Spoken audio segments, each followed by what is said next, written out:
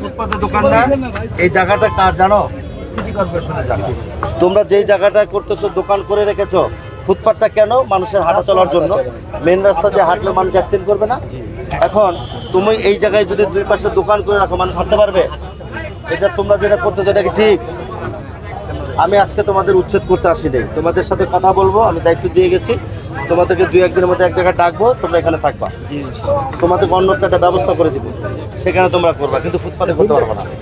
করবা? ফুটপাতে করবা না, দেখতে ওদেরকে একসাথে করবে সবাই, ওকে?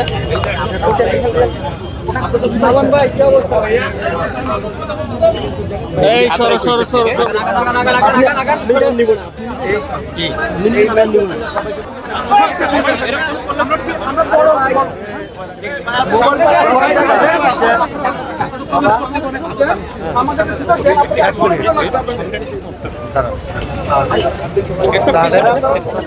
একজনও দোকান আজকে খোলে নাই, একটু আগে খুলছে নাকি বন্ধ করে দিচ্ছে?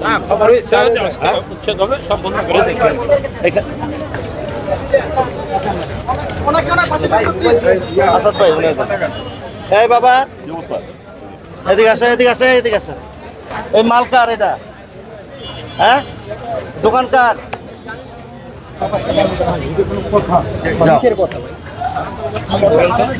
মুখের সামনে কেন? এত মুখের সামনে কেন?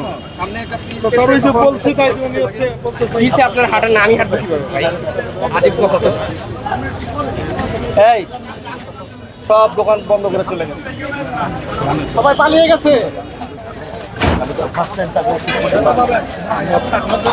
আমি তাদেরকে সময় দেবো। এই তো এদিকে দোকানদার, এই কি করছিস? হ্যাঁ বলতে পারি না। বলতে পারো না কেন? আমি বসে রইছি এমনি। তুমি দোকানদারি করো না? আপনি?